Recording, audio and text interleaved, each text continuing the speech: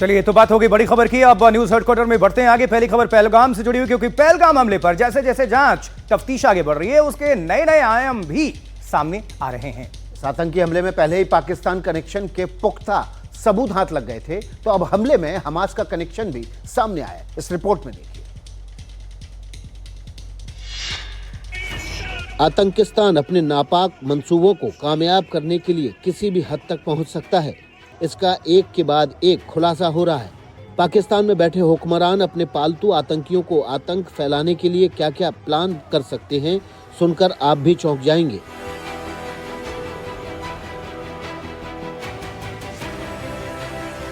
सूत्रों के हवाले से खबर आई है, सुरक्षा एजेंसियां भी भौचक्की रह गई हैं।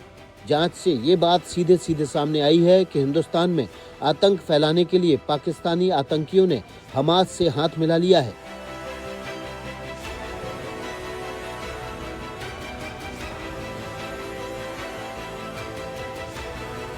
सूत्रों के मुताबिक पहलगाम में हमले से पहले पीओके में हमास और लश्कर के आतंकियों की बड़ी बैठक हुई थी। आप ये जानकर और भी हैरत में पड़ जाएंगे कि इस बैठक में करीब 100 आतंकियों की मौजूदगी थी।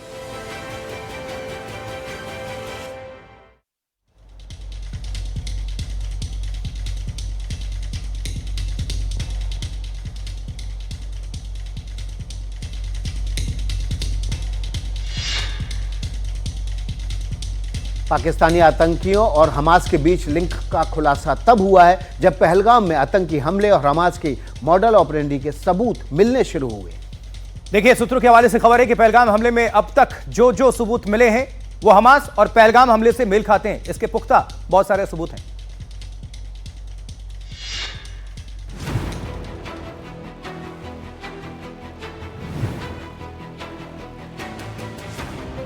एक तरफ कश्मीर है तो दूसरी तरफ गाजा।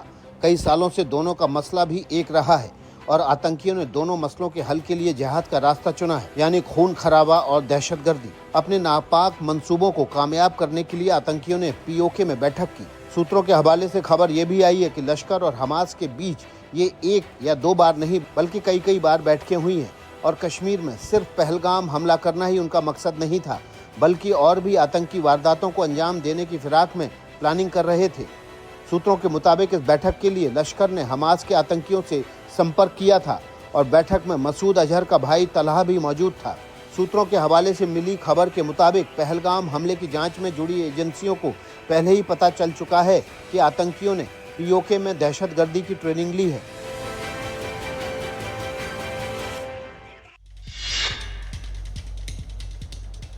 सवाल तो बहुत सारे हैं, जैसे क्या पिछले कई महीनों से पीओके में आतंकवादियों की ट्रेनिंग का मकसद सिर्फ पहलगाम में सैलानियों की जान लेना था, या सिर्फ यही मकसद उनका नहीं था, कुछ और भी था?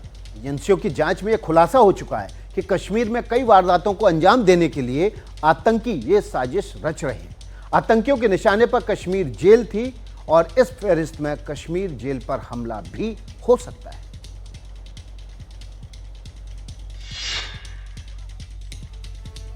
पहलगाम हमले के बाद सुरक्षा बल मुस्तैद हैं, तो आतंकियों को पकड़ने के लिए सर्च ऑपरेशन भी जारी है। दूसरी तरफ सूत्रों के हवाले से खबर है कि जांच एजेंसियों को यह भी पता चल गया है कि श्रीनगर सेंट्रल जेल भी आतंकियों के निशाने पर थी।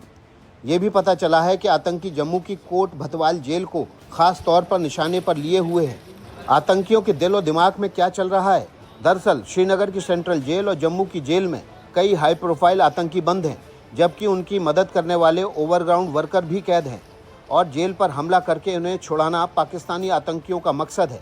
जैसे ही ये खुफिया रिपोर्ट आई, सुरक्षा एजेंसियां अलर्ट मोड पर आ गईं, जिसके मद्देनज़र सीआईएसएफ की कमान में सुरक्षा कड़ी कर दी गई है। इन्हीं साजिशों के तार पुंछ से भी जुड़ते दिखाई दे रहे हैं, जहां सुरक्षा बलों को आतंकवादियों के एक एक ठिकाने का पता चला है। इस ठिकाने से बड़ी मात्रा में टिफिन आईईडी मिले हैं।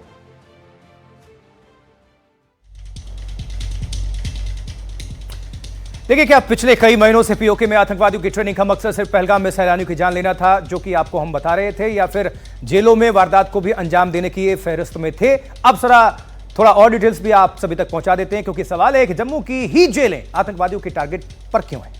तो वो बड़े हमले का क्या प्लान बना रहे थे वो आतंकी, इसकी बड़ी वजह क्या है, ये भी हम आपको एक एक करके बताएंगे। जेल पर आतंकवादियों की नजर क्यों है? मौजूदा वक्त में जम्मू में 2 सेंट्रल जेलें हैं, जबकि 14 जिला उप जेल हैं। दोनों जेलों में मौजूदा वक्त में करीब 53,000 बंदी हैं, कैद हैं। इनमें से 1300 आतंकी गतिविधियों से संबंधित मामलों के बंदी हैं, कुछ खूंखार भी हैं। और ये खूंखार आतंकी भी हैं और इनमें वो भी हैं जो ऑन ग्राउंड वर्कर होते हैं, जो आतंकियों के लिए काम करते हैं। और आतंकियों की कोशिश थी कि इन जेलों पर हमला करके इनको सबको छुड़ा लिया जाए। श्रीनगर सेंट्रल जेल और जम्मू कश्मीर के कोतवाल जैसी जेलों में कई बड़े आतंकी और ओवरग्राउंड वर्कर भी बंद हैं। बिल्कुल। अब देखिए जरा, 2023 में सीआईएसएफ ने जम्मू कश्मीर की जेलों की सुरक्षा का जिम्मा लिया था। पहलगाम आतंक हमले में कथित रोल को लेकर एनआईए ने 2 ओवरग्राउंड वर्कर्स निसार और मुश्ताक से इसको लेकर पूछताछ की थी। ये दोनों 2023 से ही जम्मू जेल में बंद हैं। 1 जनवरी 2023 को राजौरी में आतंकी हमला हुआ था। इसमें निसार और मुश्ताक की भूमिका थी, जिसके बाद दोनों को गिरफ्तार कर लिया गया था और इसी जेल में बंद हैं। और बहुत मुमकिन है कि जेल में बंद खूंखार आतंकवादियों को रिहा कराने के लिए आतंकी जेलों पर हमले की प्लानिंग कर रहे हों। और यही वजह है कि अब सीआईएसएफ ने इन जेलों की सुरक्षा को कड़ा कर दिया है, ताकि किसी भी सूरत में आतंकी अपने मंसूबों में कामयाब नहीं हो पाए। और आज जब तमाम आतंकियों अड्डे में से एक अड्डे से उन आतंकवादियों के पास से आईडी, खाली बाल्टियां, वायरलेस ये सब मिले, तो फिर ये सीधा कनेक्शन श्रीनगर की और जम्मू की जेल से जुड़ गया। भारत के एक्शन से पाकिस्तान घबराया हुआ है। एक तरफ एलओसी पर सीज फायर तोड़ रहा है, दूसरी तरफ 3 दिन के भीतर पाकिस्तान ने दूसरा मिसाइल टेस्ट किया है। इसी बीच मिसाइल टेस्ट के बाद पाकिस्तान के हुक्मरान बिल्कुल लापरवाह हो गए। अब्दाली मिसाइल के बाद पाकिस्तान ने सतह से सतह तक मार करने वाली फतेह मिसाइल का भी परीक्षण किया। पाकिस्तान की यह हरकत तनाव में आग में घी डालने जैसी है।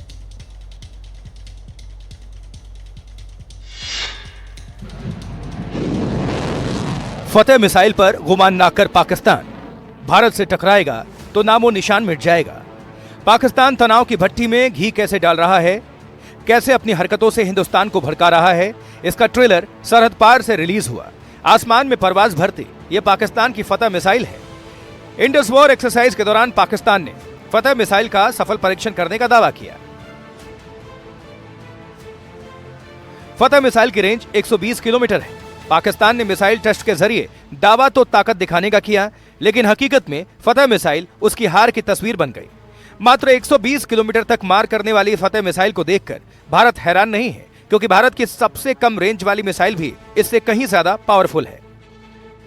भारत पर धौंस जमाने के लिए पाकिस्तान ने 3 दिन में दूसरी मिसाइल दागी। इससे पहले 3 अप्रैल को पाकिस्तान ने अब्दाली मिसाइल की नुमाइश की थी।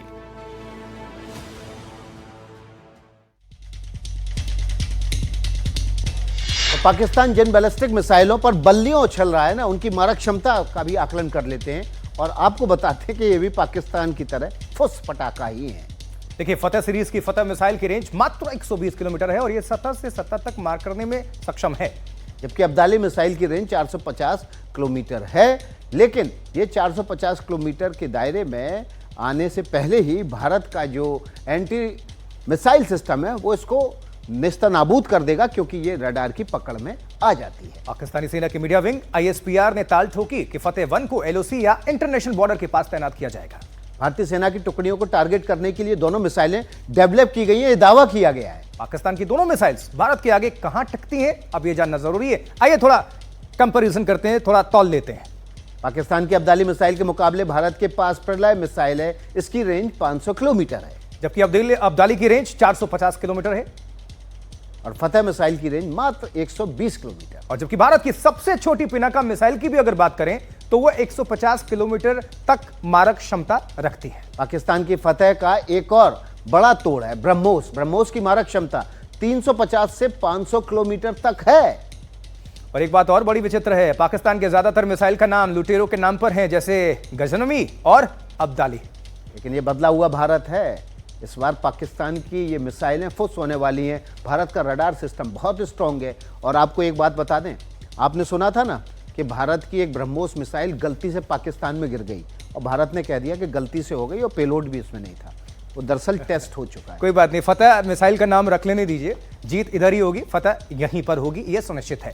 पाकिस्तान की मिसाइल, आगे जरा बढ़ लेते हैं। पाकिस्तान की मिसाइल्स भारत के आगे कहीं नहीं टिकती, ये हमने तुलना भी किया, लेकिन पाकिस्तान के हुक्मरान फतेह मिसाइल के टेस्ट पर बड़ी बड़ी डिंगे हाँक रहे हैं। पाकिस्तान के प्रधानमंत्री शहबाज शरीफ इस फेहरिस्त में टॉप पर हैं। अपने जनरल की तारीफ में शरीफ ने कितने कसीदे पढ़े, ये भी देख लीजिए। उनकी क्या मजबूरी है वो भी समझ लीजिए।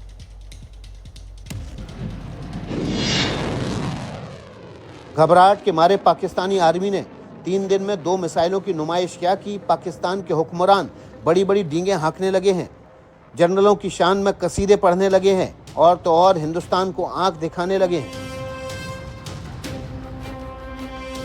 फतह मिसाइल के गुमान में जनरल ही नहीं, पाकिस्तान के वजीर आजम भी हैं। पाकिस्तान के प्रधानमंत्री ने फतह मिसाइल के टेस्ट पर कितनी डींगें हाँकी, क्या कुछ कहा, ये जानेंगे तो खून खौल उठेगा।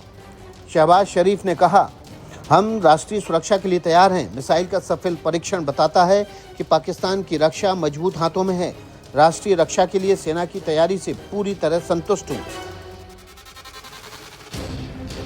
पाकिस्तान की हैसियत शरीफ अच्छे से जानते हैं, लेकिन आवाम से झूठ बोलना ज़रूरी है और जनरल की तारीफ करना मजबूरी है।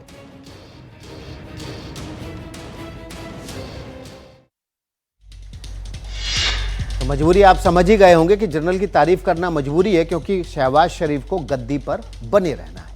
पहलगाम पर पाकिस्तान का एक और झूठ बेनकाब हुआ है। आतंकवादियों को कमांडो जैसे ट्रेनिंग दी गई थी भारतीय सुरक्षा बलों को, ताकि भारी नुकसान पहुंच सके, ये इनका मकसद था। ये चौंकाने वाले खुलासे सुरक्षा एजेंसियों ने किए हैं।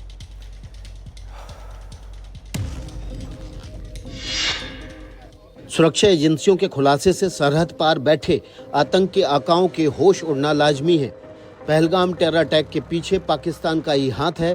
डंके की चोट पर सुरक्षा एजेंसियां ये बता रही हैं। पहलगाम में जिन आतंकियों ने सैलानियों पर हमला किया, उन्हें पाकिस्तान में नरसंहार की स्पेशल ट्रेनिंग दी गई थी।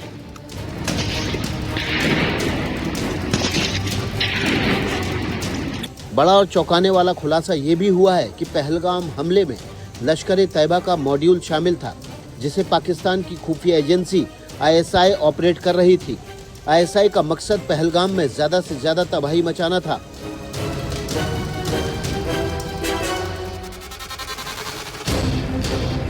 एक खुलासा ये भी है कि 15 से 20 ऐसे कमांडर कश्मीर घाटी में मौजूद हैं, जो विदेशी आतंकियों के छोटे छोटे ग्रुप्स को लीड कर रहे हैं।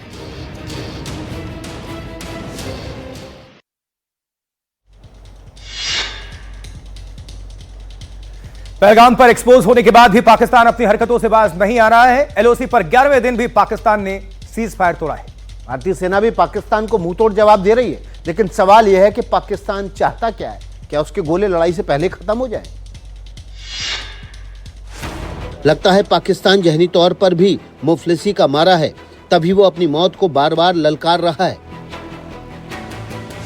ऐसा इसलिए क्योंकि 11 दिन से पाकिस्तानी आर्मी LOC पर बारूद सुलगाकर बैठी है। बीती रात फिर पाकिस्तान की तरफ से भारतीय सीमा पर फायरिंग की गई। ये लगातार 11वां दिन है जब पाकिस्तान ने सीज फायर तोड़ा है। पाकिस्तान रेंजर्स छोटे छोटे हथियारों से कश्मीर के कुपवाड़ा, बारामूला, जम्मू के राजौरी, मेंढर, नौशेरा, सुंदरबनी, अखनूर और पुंछ सेक्टर में लगातार फायरिंग कर रहा है पाकिस्तान।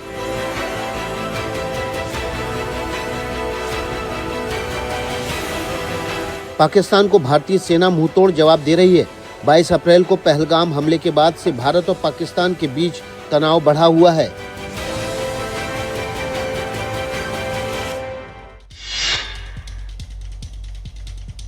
पहलगाम आतंकी हमला करके पाकिस्तान अब बुरी तरह से फंस चुका है। एक बार फिर से भारत ने कड़ा कदम उठाते हुए बगलिहार बांध से चिनाब नदी का पानी रोक दिया है।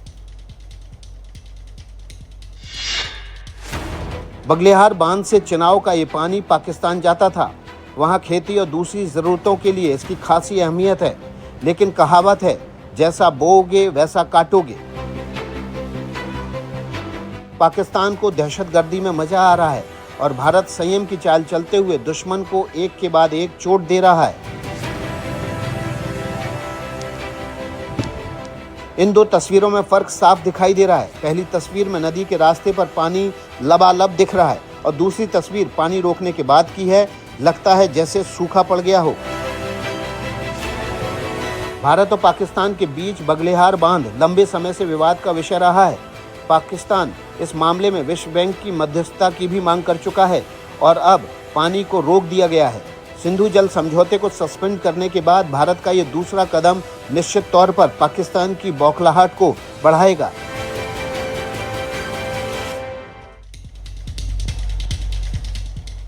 चलिए कुछ डिटेल्स देते हैं। हम आपको बताते हैं कि बगलिहार बांध से पाकिस्तान आखिर परेशान क्यों है, और उसके पहले हम ये आपको बता देते हैं उसका ऐतराज क्या है और चुनाव नदी का चक्र क्या है जिसकी वजह से पाकिस्तान बगलिहार डैम की वजह से अब परेशान है। देखिए, भारत ने बगलिहार बांध से चिनाब का पानी रोक दिया है और जम्मू के रामबन में बगलिहार बांध स्थित है। यह बांध दोनों पड़ोसियों के बीच लंबे समय से विवाद का विषय रहा है। पाकिस्तान इस मामले में वर्ल्ड बैंक की मध्यस्थता की भी मांग कर चुका है। पाकिस्तान को किशनगंगा बांध को लेकर भी खासकर झेलम की सहायक नदी नीलम पर इसके प्रभाव के कारण आपत्ति है और यही वजह है कि पाकिस्तान इस समय परेशान है। चुनाव नदी हिमाचल प्रदेश के लाहौल स्पीति जिले में बारला चाला से निकलती है और चुनाव में पानी का काफी तेज प्रवाह है। बिल्कुल, हिमाचल में ये दोनों नदियां चंद्रा और भागा से मिलकर बनती हैं और हिमाचल से चिनाब नदी जम्मू कश्मीर जाती है। जम्मू कश्मीर में जाने के बाद फिर ये पाकिस्तान की तरफ भी जाती है। चुनाव नदी के आसपास रहने वाले लोग सरकार के इस फैसले से बेहद खुश हैं और स्थानीय निवासी इसे भारत की बड़ी उपलब्धि भी बता रहे हैं, क्योंकि अब आपको पानी देश में ज्यादा उपलब्ध होगा खेती के लिए, सिंचाई के लिए। पाकिस्तान यानी कि दुश्मन देश को आपको पानी नहीं भेजना पड़ेगा। ये एक इसी वजह से स्थानीय लोग भी बहुत ज्यादा खुश हैं। अगली खबर का रुख कर लेते हैं। अगली खबर भी पहलगाम हमले से जुड़ी हुई है। पहलगाम हमले के बाद से सुरक्षा बल और अलग अलग राज्यों की पुलिस लगातार सुपर अलर्ट पर है। इसी कड़ी में पंजाब पुलिस ने बड़ी कामयाबी भी हासिल करते हुए 2 जासूसों को गिरफ्तार कर लिया है जो आईएसआई से कनेक्शन रखते हैं। पंजाब जैसे पाक सीमा से लगे राज्यों में पुलिस की चुनौती बड़ी है, क्योंकि अपनों के बीच छुपे देश के दुश्मनों को तलाशना इतना आसान नहीं है। लेकिन खाकी अमला मुस्तैद है और इस मुस्तैदी के नतीजे भी सामने आ रहे हैं। पंजाब पुलिस ने अमृतसर से 2 जासूसों को गिरफ्तार किया है। जांच और पूछताछ में इनके आईएसआई के साथ कनेक्शन सामने आए हैं। दोनों आतंकी जेल में बंद हरप्रीत सिंह उर्फ हैप्पी के जरिए पाकिस्तानी खुफिया एजेंसी से जुड़े थे। और भी बारीकी से इन्वेस्टिगेशन कर रहे हैं कि इनके और भी मोटिव्स क्या थे, ये कितनी देर से उनके साथ पीआईओज के साथ टच में थे और क्या सेंसिटिव इंफॉर्मेशन इन्होंने रिवील की। आरोपी पलक शेर मसीह और सूरज मसीह 3 मई को गिरफ्तार किए गए। अमृतसर में सेना छावनी क्षेत्रों और वायुसेना ठिकानों की संवेदनशील जानकारियां और तस्वीरें लीक करने में इनकी कथित भूमिका है। आरोपियों से पूछताछ जारी है। पुलिस उन सारे लोगों तक पहुंचने की कोशिश कर रही है जो देश विरोधी अभियान में इनके साथ जुड़े थे। आने वाले दिनों में इनसे जुड़े कुछ और पर्दाफाश हो सकते हैं। देखिए, पहलगाम हमले की जांच कर रही एजेंसियों ने बड़ा पर्दाफाश किया है। सूत्रों के हवाले से खबर है कि आतंकियों को बेहद खास ट्रेनिंग दी गई थी ताकि वो जम्मू कश्मीर जाके ज्यादा से ज्यादा नुकसान कर पाए।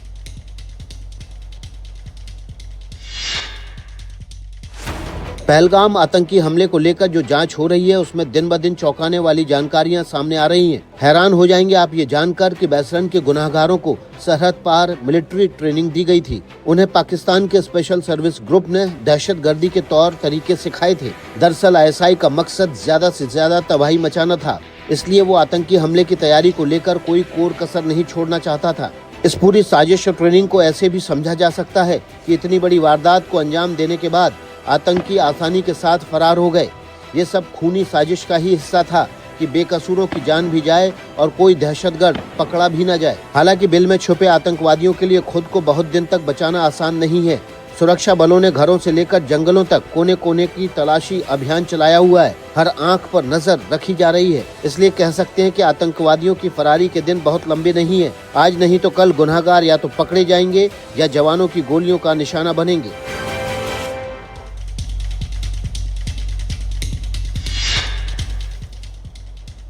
तो एक तो चोरी, ऊपर से सीना जोरी। पाकिस्तान की यही हरकतें देश का खून खौला रही हैं। लेकिन अब बात कूटनीतिक कदमों से आगे बढ़ने वाली है। कैसे? देश के रक्षा मंत्री राजनाथ सिंह ने इसका सिग्नल दिया है और जिससे पाकिस्तान में बेचैनी है, खलबली है।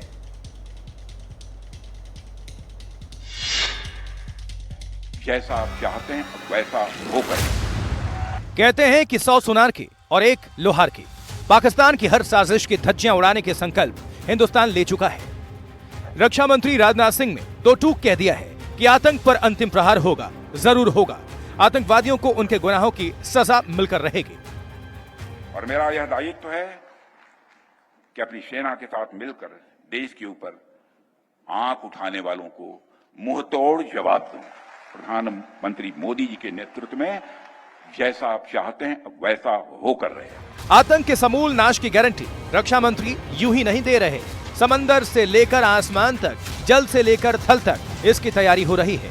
पाकिस्तान की गोद में पल रहे आतंकवादियों की कब्र कैसे खोदी जाएगी, कैसे आतंक का नामो निशान मिटाया जाएगा, इसकी पूरी स्क्रिप्ट हिंदुस्तान लिख चुका है।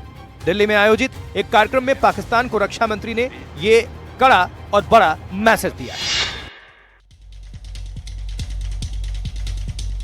तो चलिए कुछ आपको डिटेल्स देते हैं और ग्राफिक्स के जरिए जरा समझाते हैं। पहलगाम के बाद पाकिस्तान खौफ में जी रहा है, आखिर क्यों? पाकिस्तानी नेता लगातार गीदड़ भभकी दे रहे हैं, तो इसके पीछे क्या मकसद है?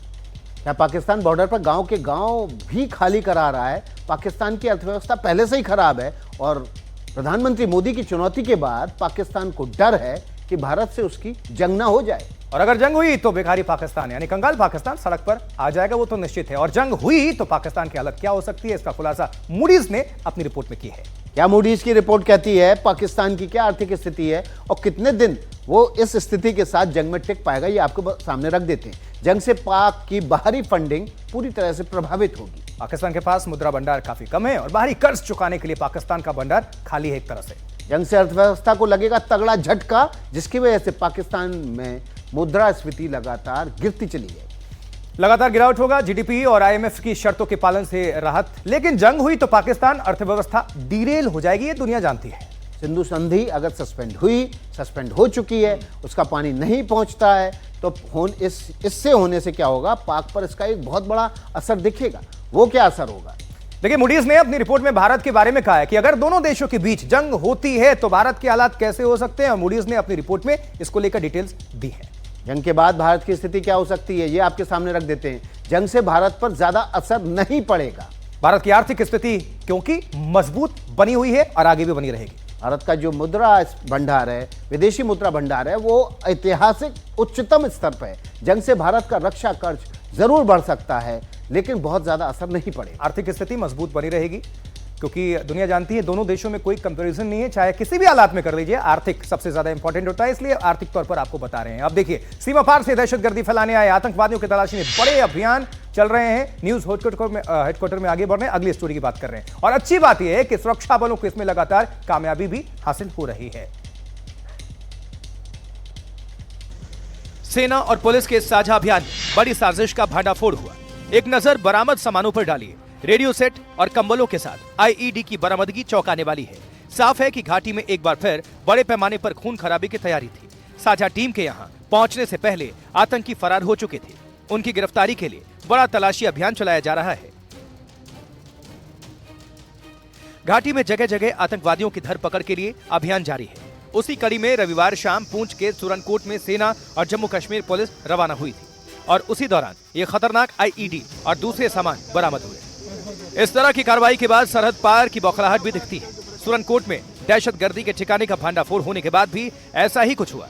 बीती रात पाकिस्तानी सेना ने एक बार फिर से पूंछ और दूसरे सेक्टर्स में नियंत्रण रेखा पर बिना उकसावे की गोलीबारी की। गौर करने वाली बात यह है कि लगातार 11वें दिन पाकिस्तान ने सीज फायर तोड़ा है और पिछले कुछ सालों में यह सबसे बड़ा सीज फायर उल्लंघन है। पहलगाम हमले को लेकर एनआईए की टीम लगातार जांच आगे बढ़ा रही है, धीरे धीरे और कभी तेज रफ्तार में। देखिए, एनडीटीवी की टीम भी अटैक के बाद लगातार ग्राउंड पर है और एनआईए की जांच पर नजर है।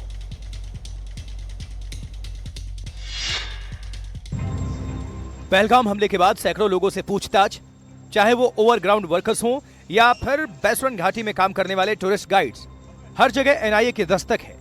एनडीटीवी की टीम भी जांच के दौरान ग्राउंड पर है। एनआईए लगातार जांच कर रही है और जांच के सिलसिले में लगातार पहलगाम थाने में जो स्थानीय लोग हैं उनको बुलाया जा रहा है और उनसे एनआईए की टीमें लगातार पूछताछ कर रही हैं। इनमें वो लोग शामिल हैं जो बैसरन घाटी में हमले के वक्त वहां पर मौजूद थे।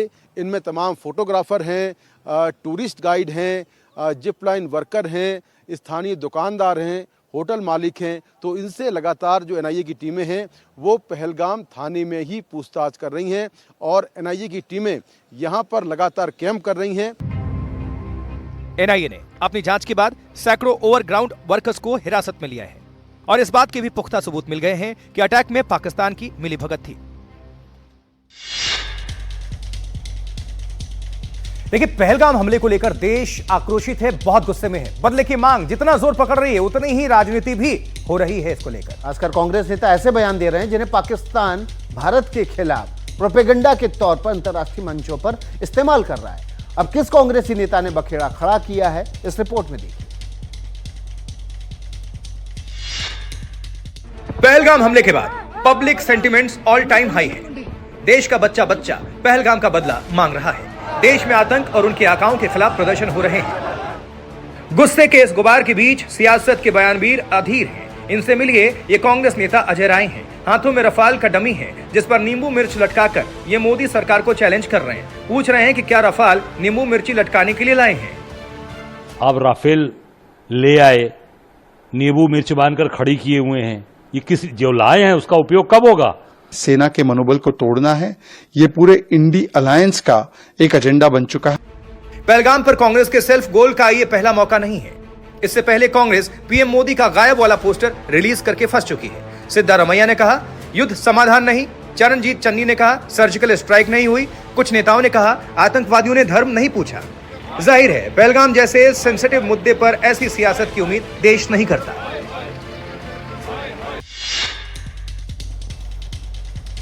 भारत के कूटनीतिक कदमों से बौखलाया पाकिस्तान कुछ क्या कर सकता है, ये आपके सामने रखते हैं। भारत के कूटनीतिक कदमों के बाद पाक ने फिरोजपुर छावनी परिषद में ब्लैकआउट का अभ्यास शुरू कर दिया है।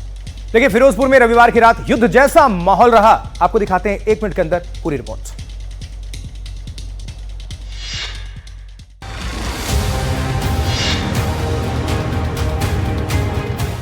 पूरे इलाके में ब्लैकआउट है। पुलिस सड़कों और चाक चौराहों पर खड़ी है। आने जाने वाली हर गाड़ी को रोका जा रहा है। उनकी लाइट्स बंद कराई जा रही है।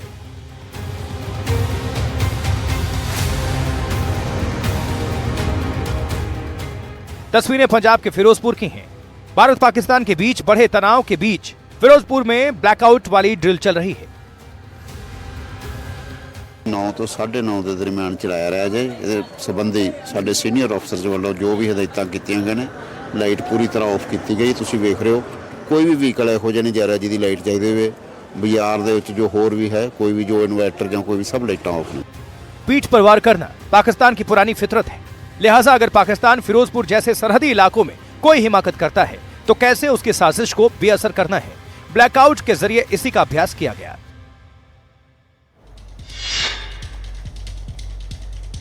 चलिए आगे बढ़ते हैं और बात उज्जैन में बाबा महाकाल मंदिर की करते हैं, जहां भीषण आग लग गई और आग की लपटें इतनी भयावह थी कि पूरे मंदिर परिसर में हड़कंप मच गया।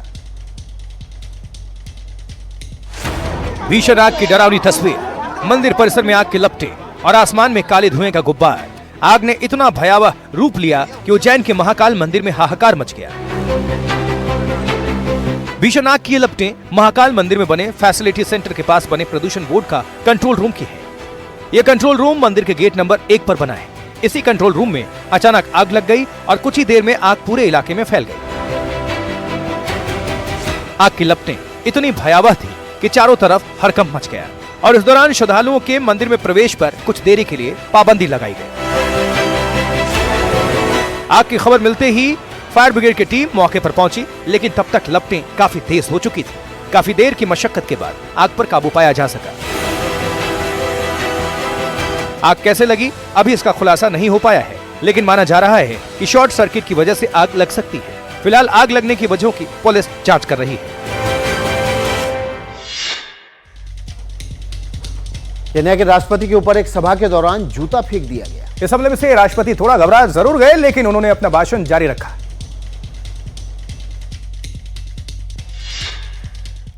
केन्या के मिगोरी काउंटी राष्ट्रपति विलियम रूटो बड़े जोश के साथ अपने समर्थकों को संबोधित कर रहे थे। सुनने वालों की भी तादाद अच्छी खासी थी। इसी दौरान कुछ ऐसा हुआ कि सभी हक्के बक्के रह गए। वायरल वीडियो में देखा जा सकता है कि रूटो को निशाना बनाकर एक जूता उछाला गया जो उनके बाएं हाथ से टकराया। इसके तुरंत बाद उनका एक सुरक्षा अधिकारी हरकत में आता है। भीड़ में मौजूद लोग भी शोर मचाते हैं। इन सब के बीच रूटो रुकते नहीं है, पूरे संयम के साथ अपनी बात जारी रखते हैं। केन्या पुलिस ने इस मामले में 3 संदिग्धों को गिरफ्तार किया है। इसे गंभीर सुरक्षा चूक मानते हुए जांच तेज कर दी है। केन्या समेत दुनिया की मीडिया में इस खबर की चर्चा है। विरोध लोकतंत्र की खूबसूरती है, लेकिन हिंसक विरोध हमेशा चिंता का सबब बनता है। केन्या की बात करें तो जनप्रतिनिधियों की सुरक्षा को लेकर चिंता बढ़ रही है। बीते हफ्ते राजधानी नैरोबी में एक सांसद की गोली मारकर हत्या कर दी गई थी। उस मामले में 4 आरोपी हिरासत में लिए गए हैं। और अब खबर बिहार से, जहां बिहार विधानसभा चुनाव में अभी काफी वक्त शेष है, लेकिन सियासी दलों की तैयारियां अभी से उफान पर हैं। असदुद्दीन ओवैसी और उनकी पार्टी की बात करें तो उनका फोकस बिहार के कुछ खास क्षेत्रों पर ज्यादा है। विधानसभा चुनाव साल के आखिर में होने हैं, लेकिन राजनीतिक दल अभी से ताल ठोक रहे हैं। इसी कड़ी में एआईएमआईएम के अध्यक्ष और सांसद असदुद्दीन ओवैसी चंपारण पहुंचे। उन्होंने मुस्लिम बहुल विधानसभा क्षेत्र ढाका में जनसभा को संबोधित किया। पाकिस्तान कभी भी इकरार नहीं करेगा कि उनके मुल्क से आतंकवादी आकर भारत में लोगों का कत्ल कर रहे हैं। पाकिस्तान को समझाने का वक्त खत्म हो चुका है। एनडीए के गढ़ माने जाने वाले इस क्षेत्र में ओवैसी की नजर सीमांचल के साथ साथ अब चंपारण पर भी है। वो सिर पर तिरंगा पगड़ी बांधकर पहुंचे थे और उन्होंने आतंकवाद के खिलाफ जिहाद का ऐलान किया। उनके मंच पर एक बड़ा सा बैनर भी लगा था जिस पर लिखा था, आतंकवाद के खिलाफ ओवैसी का जिहाद। मैं बड़ी जिम्मेदारी के साथ जज्बात में लाए बगैर कह रहा हूं कि ये वक्त जवाब देने का है, ये वक्त सोचने का नहीं है। साल के महीने जैसे जैसे आगे बढ़ेंगे, चुनावी दांव और वोटर्स को लुभाने की कोशिशें भी तेज होंगी। बिहार की चुनावी फिजा दिलचस्प रहने की उम्मीद है। तो आपको लिए चलते हैं झारखंड, और यहां बेखौफ बदमाशों ने दुकान में घुसकर कारोबारी को गोली मार दी। अस्पताल ले जाते वक्त कारोबारी ने दम तोड़ दिया। कत्ल की पूरी वारदात सीसीटीवी कैमरे में कैद हो गई और एनडीटीवी ये आपके लिए खास तौर पर लाया।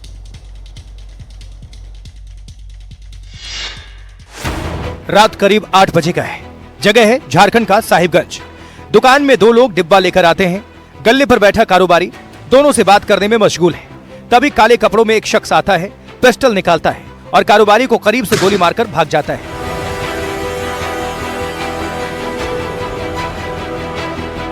सीने में लगने पर भी कारोबारी गले से उठता है। बदमाश के पीछे भागने की कोशिश करता है, लेकिन बेसुध होकर जमीन पर गिर जाता है।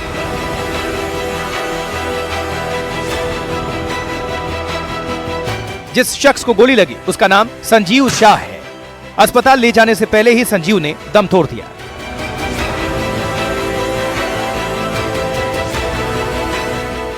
नगर थाना के कॉलेज रोड पर बनी जीएस इलेक्ट्रॉनिक शॉप में यह वारदात हुई। कारोबारी के कत्ल की पूरी दास्तान सीसीटीवी कैमरे में कैद हुई। अब पुलिस इसी फुटेज के आधार पर नकाबपोश बदमाश की तलाश में है।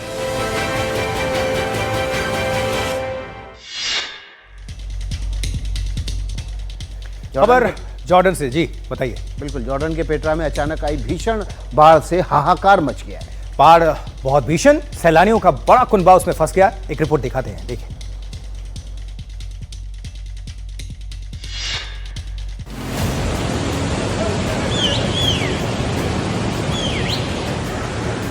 भीषण बाढ़ से चारों तरफ तबाही ही तबाही। अचानक आई बाढ़ से लोग खौफजदा हो गए। बाढ़ का रौद्र रूप देखिए। यह जॉर्डन के पेट्रो शहर की तस्वीरें हैं। जिस वक्त यह बाढ़ आई, मौके पर सैकड़ों सैलानियों की मौजूदगी थी। बाढ़ का भीषण रूप देखकर सैलानी डर गए और उन्हें वहां से निकालने की जद्दोजहद शुरू हो गई। रिपोर्ट के मुताबिक भीषण बाढ़ में 100 से ज्यादा सैलानी फंस गए और उन्हें निकाला जा रहा है। बाढ़ की वजह से किसी के हताहत होने की खबर नहीं है, न ही कोई सैलानी जख्मी हुआ है, लेकिन रेस्क्यू ऑपरेशन जारी है।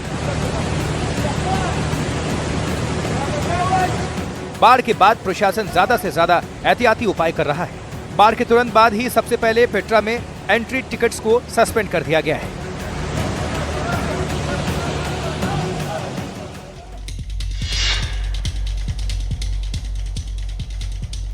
तेलंगाना की राजधानी हैदराबाद में देश का पहला एआई संचालित स्टूडियो शुरू हुआ है। इसे फिल्म निर्माण की दिशा में नई क्रांति माना जा रहा है।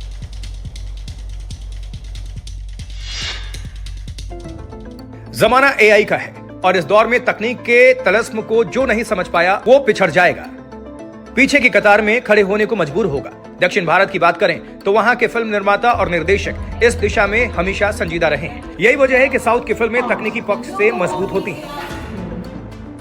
तेलंगाना राज्य फिल्म विकास निगम ने बेहतरीन पहल की है। हैदराबाद में देश का पहला आर्टिफिशियल इंटेलिजेंस संचालित क्रिएटिव स्टूडियो लॉन्च किया गया है। इसका उद्घाटन तेलंगाना फिल्म डेवलपमेंट कॉर्पोरेशन के अध्यक्ष और नामी फिल्म निर्माता दिल राजू ने किया। लोरवेन एआई स्टूडियो की फिल्म इंडस्ट्री में खासी चर्चा है। इस पहल को भारतीय सिनेमा में तकनीक और रचनात्मकता के संगम के तौर पर देखा जा रहा है। स्टूडियो का मकसद एआई की मदद से फिल्म निर्माण को और तेज, स्मार्ट और इनोवेटिव बनाना है। लोरवेन में स्क्रिप्ट राइटिंग, प्री विजुअलाइजेशन से लेकर कंटेंट डेवलपमेंट तक हर स्तर पर एआई तकनीक का सहयोग मिलेगा। ये पहल भारतीय फिल्म उद्योग को परंपरा और मॉडर्न तकनीक के संग मिलाकर एक नई दिशा दे सकती है। इंडस्ट्री से जुड़े लोग भी इस ओर आगे बढ़ने को तैयार हैं। ब्रेक के बाद आपका स्वागत है। खबरों के सिलसिले को आगे बढ़ा लेते हैं। मशहूर गायक सोनू निगम की बात कर लेते हैं। उनके खिलाफ कर्नाटक में जबरदस्त प्रदर्शन हो रहे हैं। एक केस भी दर्ज हो गया है। पाबंदी की बात भी अब हो रही है। देखिए, 25 अप्रैल को बेंगलुरु में एक शो के दौरान एक फैन ने उन्हें कन्नड़ में गाने को कह दिया। अब उन्होंने उसे सबके सामने डांट भी लगाई, लेकिन पूरा मामला क्या था जरा समझिए।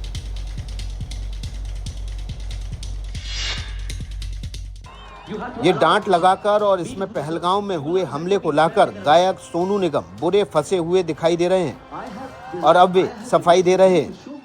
सिर्फ 4-5 गुंडे टाइप थे जो वहां पे चिल्ला रहे थे। उनको इनफैक्ट वहां के हजारों लोग मना भी कर रहे थे, रोका। लड़कियां मुझे याद उनको चिल्ला रही बोली थी मत करो ऐसे, डोंट डिस्टर्ब द सीन। उन पांचों को ये बताना और ये याद दिलाना बहुत जरूरी था। मामला इतना तूल पकड़ चुका है कि उनके खिलाफ प्रदर्शन हो रहे हैं। वहीं Karnataka film chamber of commerce ने सोनू निगम से माफी मांगने को कहा है, नहीं तो उनका बॉयकॉट होगा।